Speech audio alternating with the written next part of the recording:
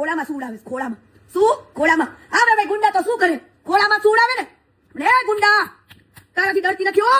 તારાથી થાય ને એ કરવા બનવાનું. તો દર્શક મિત્રો, હાલના સોશિયલ મીડિયાની અંદર મિત્રો ચર્ચાનો વિષય બની ગયેલા એવા કીર્તિ પટેલ અને ભારતી બાપુ વિશેની મિત્રો વાત કરવાની છે. તો દર્શક મિત્રો, જોઈ શકો છો તમે આગળ જે વિડીયોની અંદર કે સાહેબ કીર્તિબેન પટેલ શું કહી રહ્યા છે, અને એ પણ મિત્રો ભારતી બાપુ વિશે. તો દર્શક મિત્રો, અત્યારે સોશિયલ મીડિયાની અંદર અવારનવાર કીર્તિ પટેલ અને ભારતી બાપુના મિત્રો જે વિડીયો વાયરલ થઈ રહ્યા છે ને એના વિશે મિત્રો આપણે વિગતવાર ચર્ચા કરવાની છે. અને જેની અંદર મિત્રો કીર્તિબેન પટેલે મિત્રો ભારતી બાપુના રાજ ખોલતા મિત્રો શું કહ્યું છે અને શા માટે મિત્રો આવું કહ્યું છે, બધી માહિતી મિત્રો તમને આગળ આપણે વિડીયો અંદર આપવાના છીએ. તો દર્શક મિત્રો, વિડીયોની અંદર અંત સુધી બન્યા રહેજો. અને આપણે આ ચેનલ પર સાહેબ પહેલી વાર નવા આવતા હોય તો ચેનલને સબસ્ક્રાઈબ કરતા જજો, જેથી કરી બીજા પણ અવારનવાર જે આવતી મિત્રો લેટેસ્ટ અપડેટ મળતી રહે તમને સૌથી પહેલા. તો દર્શક મિત્રો, તમે મિત્રો જાણતા જશો અને મિત્રો તમને ખબર પણ હશે કે સાહેબ કીર્તિબેન પટેલ તો મિત્રો અવારનવાર સોશિયલ મીડિયાની અંદર મિત્રો ચર્ચાની અંદર સામે આવતા હોય છે, વાદ વિવાદમાં સામે આવતા હોય છે. પરંતુ દર્શક મિત્રો, અત્યારે જે મહાશિવરાત્રિના મેળા પછી મિત્રો જે મુરગીકુંડની અંદર જે કીર્તિબેન પટેલ મિત્રો સ્નાન કર્યા બાદ મિત્રો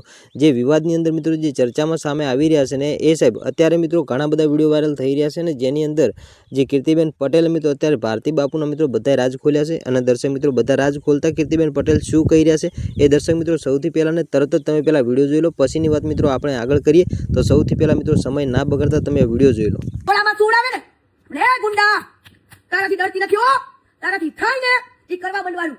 હું એક હિન્દુની દીકરી છું, હું એક સનાતની છું, અને મને મારો ધર્મ શું છે ને એ મને ખબર પડે છે વાલા. મને મારો ધર્મ અને મારા ધર્મની માન મર્યાદા કીર્તિ પટેલ જાણે છે. કદાચ કીર્તિ પટેલ તો શબ્દથી ખરાબ છે વાલા, પણ ચરિત્રથી નહીં. એ તો મારા ઉપર મારા ગુજરાતે ભરોસો જ છે. અને આમ જો એસટીન ફાઇલની કરતા પણ ઇન્ડુ તારી ફાઇલ પણ બહુ મોટી છે.